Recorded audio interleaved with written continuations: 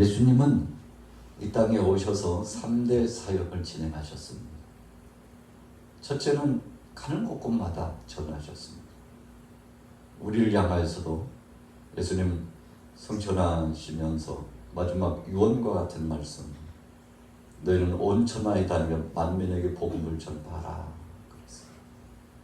모든 족속으로 제자를 삼아 아버지와 아들과 성령의 이름으로 세례를 주고 내가 너에게 분부한 모든 것을 가르쳐 지키게 하라 하셨습니다.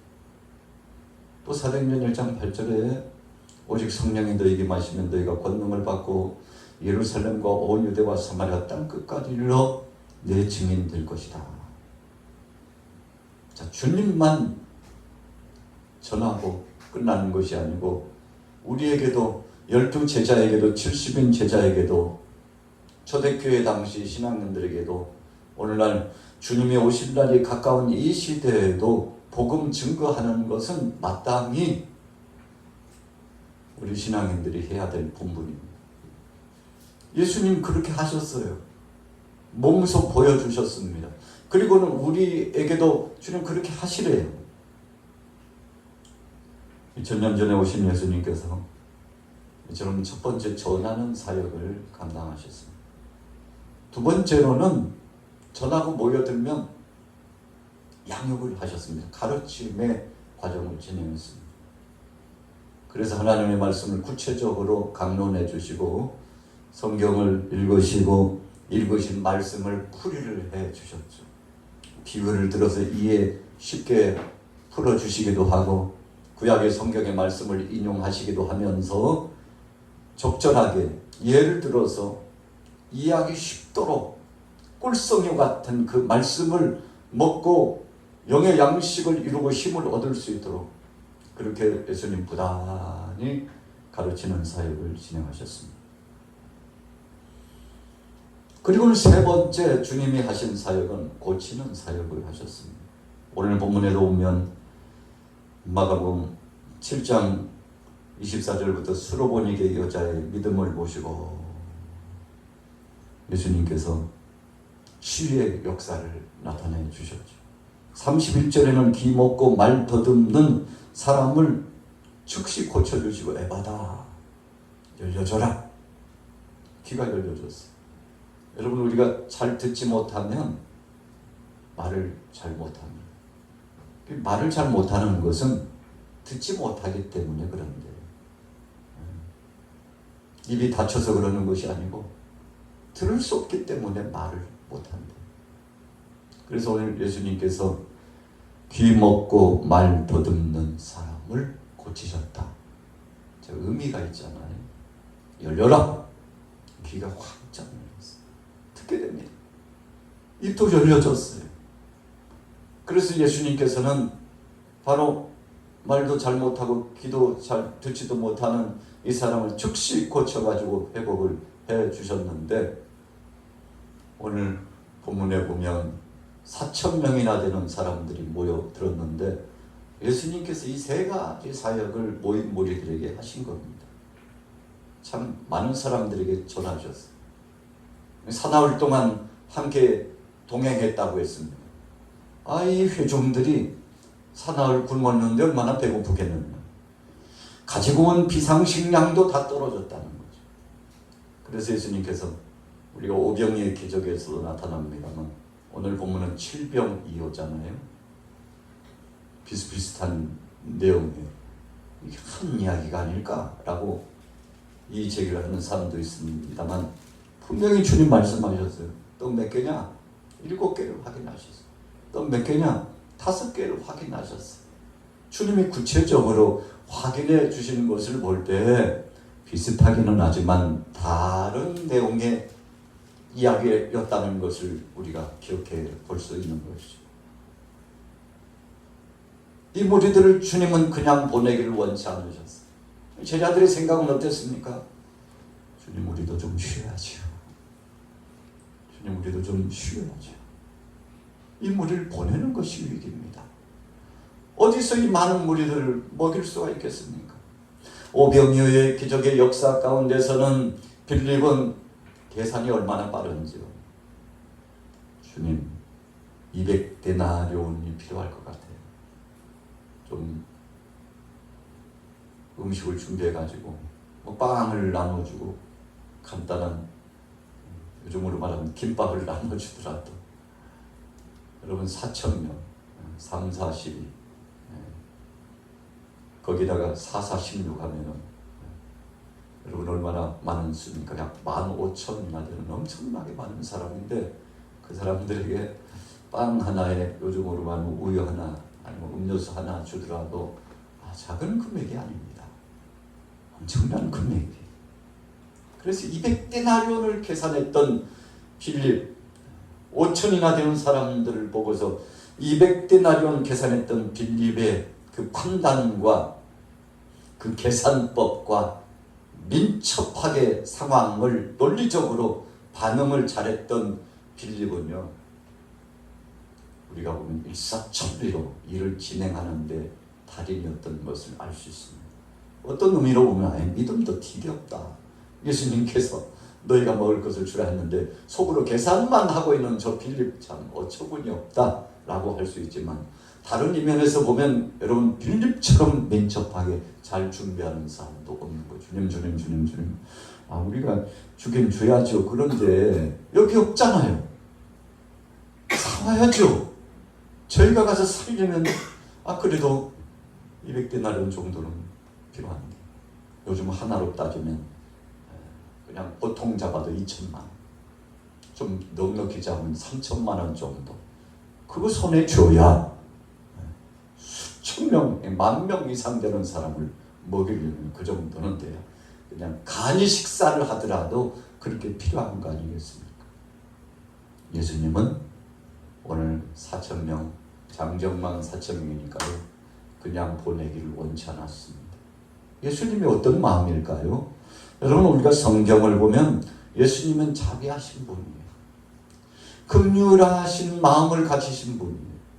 그래서 그 모여든 회중들, 사나흘이 지나고 비상식량도 떨어지고 이대로 보내면 길 가다가 기진해가지고 광야에서 지쳐서 죽을 수도 있는 위기감이 봉착될 수도 있는데, 안 된다. 그냥 보내면 안 돼. 너희가 먹을 것을 주어라.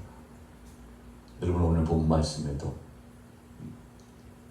주님의 그 명령 따라 순종했던 7병 2역 7개의 떡과 물고기 2마리를 준비했다 이겁니다. 다른 성경에는 5병여인은 또 5개와 물고기 2마리였는데 7병 2역을 가지고 이것밖에 없는데 어떡합니까? 여러분, 동질적으로 동일하게 예수님은 사랑하는 제자들이 주님 말씀에 순종하는지 순종하지 않는지 그것을 보는 거예요. 신명기서 말씀을 보니까 광야에 40년 동안 이스라엘 백성들이 당황하면서 그 긴 시간 동안 늦어도 열흘이면 갈 수 있는 거리를 돌고 또 돌고 또 돌고 그 근처를 계속 도는 거예요.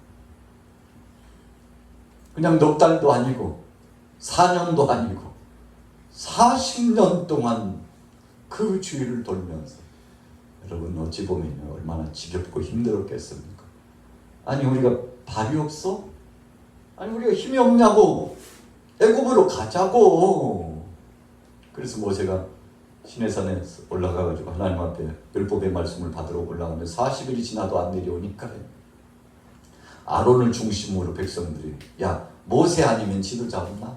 모세 죽었나 보다. 하나님이 더 이상 우리와 말씀하시지 않는다. 그 하나님은 아니 계신가 보다.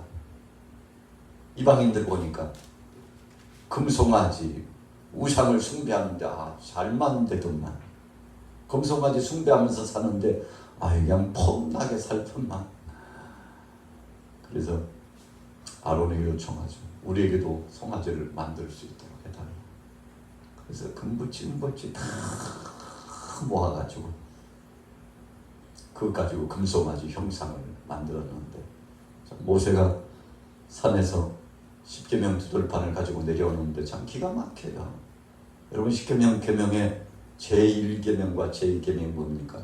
나 외에 다른 신을 두지 말라. 둘째, 우상을 만들거나 숭배하지 말라. 그런데 제1계명과 제2계명 10계명 두 돌판을 가지고 오는데 첫 번째와 두 번째 계명을 거역하고 여호와 이름을 망령되이 일컬고 있는 이 백성들 1, 2, 3번 이봐라. 하나님을 거역한 백성들을 보고서 오죽 마음이 아프고 답답했으면 그 돌판을 갖다가 그 회중들을 향하여 던지잖아요.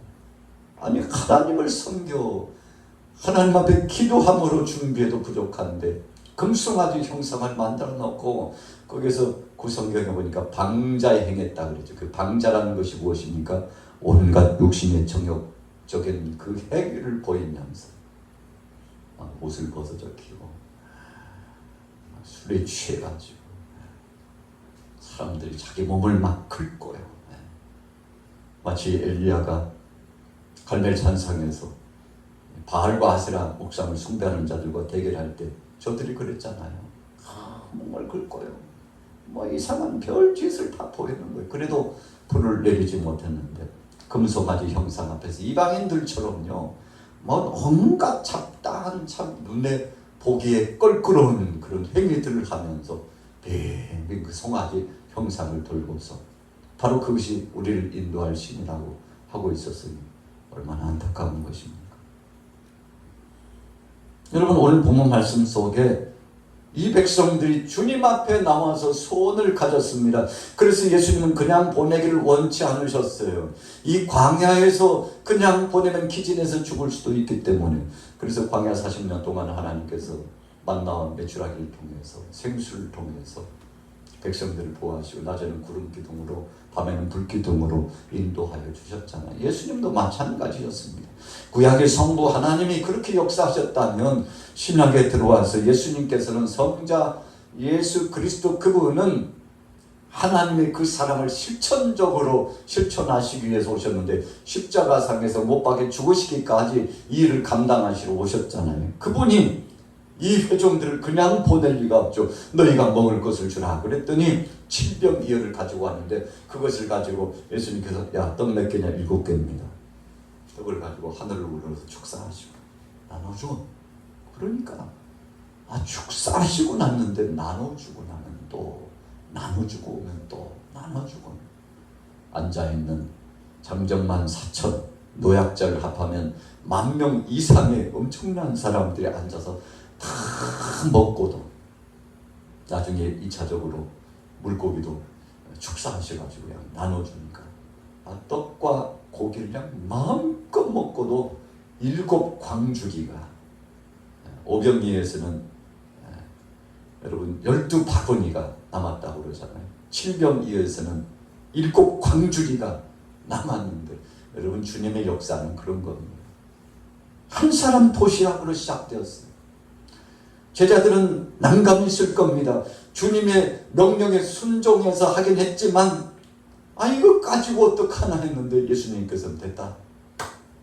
사실은 너희가 할 수 없다는 거 내가 왜 모르겠느냐. 그러나 너희가 뭔가 나눠주고자 함께 나눔을 갖고자 손을 품고 사력을 다하고 열심히 특심돼가지고 내 앞에 순종하는 그 순종의 믿음을 보고자 했는데 그거면 됐다 충분해.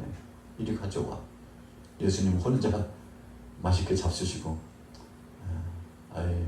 이거라도 어디야 나라도 배고픔을 좀 달래야지 그렇게 하실 수 있었지만 예수님 그렇게 하시지 않았어. 하늘을 축사하시고 떼어 나누어 주니까 먹고도 7 광주리가 남은 은혜의 역사가 나타나죠. 여러분 오늘 본문의 7병이어의 기적은 주님의 긍휼하심이 돋보이는 대목입니다. 두 번째로는 주님께로는 먹고도 남는 넘치는 풍요가 있어요. 여러분 이 풍요와 기적을 체험하려면 어떻게 해야 됩니까? 마치 마중물과 같이 씨물과 같이 기초의 물과 같이 요즘은 거의 없잖아요. 옛날에는 작두질이라고도 하고요. 펌프질이라고도 하고 그래가지고 마중물 기초의 기본의 물 한 바가지 확 부으면서 빠지기 전에 막 저어야 됩니다. 물 한 바가지 그냥 처음에는요, 그 깊은 지하수가 아래쪽에서부터 꽉 하고 솟아나오는데 참 신나요. 샘에서 물 길어 먹다가 그냥 파이프를 땅 깊이 파가지고 넣어서 관종을 뚫어가지고 거기에다가 펌프질을 할 수 있는 기능만 위에 딱 장착하면 마중물만 넣으면 마음껏 언제든지, 너무 가물어가지고 물이 떨어지면 그것도 안 나옵니다. 맨 마지막에 떨어지는 물이 바로 이 아래쪽 깊숙해서 솟아오르는 지하수와 이 샘물인데, 여러분 참 감사한 것이죠. 먹고도 남는 역사. 그래서 칠병이어라고 하는 것은 예수님께서 믿음을 보고자 하신 거예요. 순종을 보고자 하신 것입니다. 너희가 할 수 있다. 그러나 내게 그 믿음을 보여줄 수 있느냐라고 하는 주님의 요청이셨는데, 제자들이 마음이 하나같이 되어가지고 수소문을 하고 준비해온 마중물과 같은 이 질병이요. 주님 이거밖에 없습니다. 됐다. 충분히. 여러분, 주님은 그 믿음과 그 정성과 그 수고를 보시고 그것을 통해서 축사하시고 역사를 진행했기 때문에 오늘날 이 시대에도 우리 믿음의 사람들은요, 세상 사람들과 다른 점이 그겁니다. 세상 사람들 그까짓 거 한 사람 먹기도 부족한데 하고 끝나요. 그러나 믿음의 사람은 주님 이거밖에 없는데 어떡하죠? 다 수소문해봤는데 이거밖에 없는데 어떡하죠? 하고 주님 앞에 내놓은 겁니다. 그런데 주님이 이것을 접수하시고 받으시고는 하늘 우러러 축사하시고 복을 내려주셨는데 먹고도 남는 은혜 역사가 처음 되죠. 세상 사람들이 어떻게 이런 기적을 체험하겠습니까? 여러분, 그래서 2024년도 7월에 오늘 저와 여러분들이 살아가는 이 삶의 터전도 마찬가지입니다. 세상 사람이나 우리나라에 별 차이 없는 것 같아요. 그러나 우리는 마중물과 같은 믿음을 가지고 주님 앞에 내놓고 그 기초의 기도 제목을 갖고 주님 앞에 손을 품고 어떤 때는 1시간, 열흘, 한 달도 좋고 주님 앞에 기도하는데 이 믿음의 기도가 역사를 나타냈는데, 오늘 저와 여러분들에게 이런 마중물과 같은 질병이어의 기초를 놓는 믿음이 있어져서 기적을 체험하게 되기를 예수님의 이름으로 축원합니다. 여러분, 저와 여러분들에게 이것이 필요합니다. 주님은 그걸 원하셨던 것.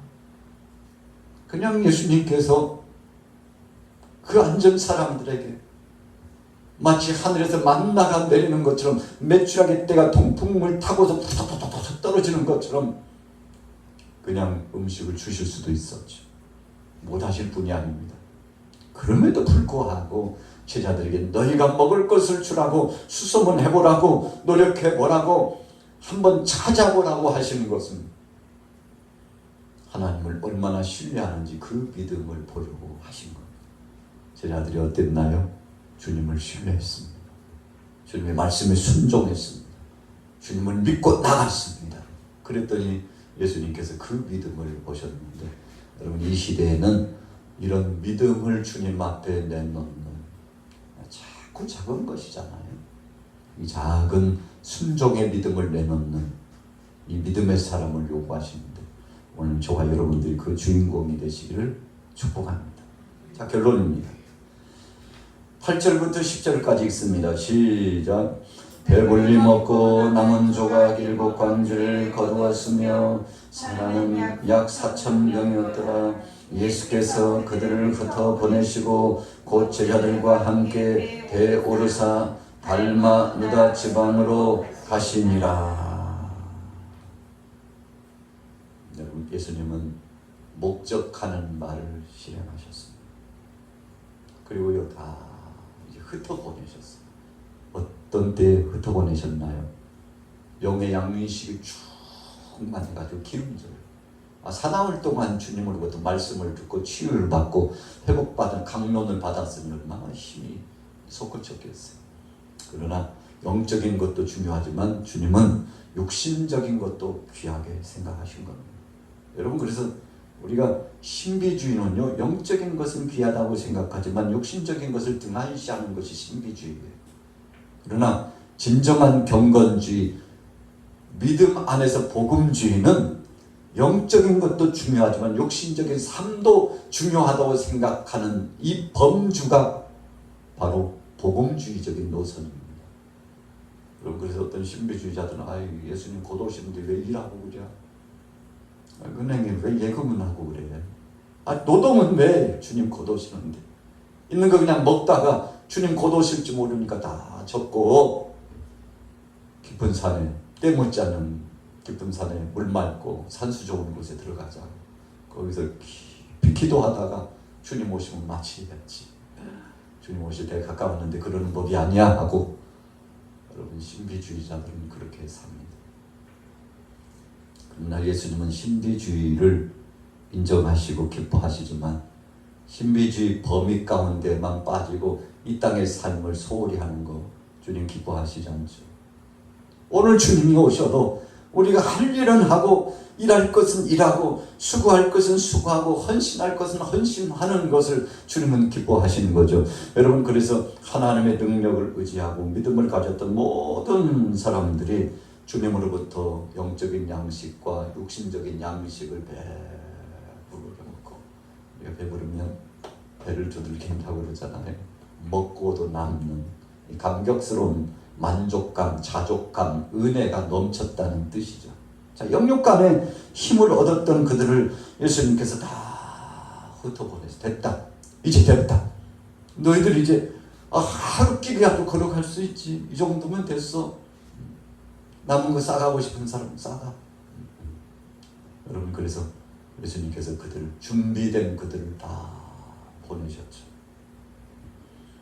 그리고는 10절에 그 제자들과 함께 배에 오르사 달마누다 지방으로, 달마누다 어디입니까? 막달라라고 하는 지역입니다. 막달라 말이에요. 유명하잖아요.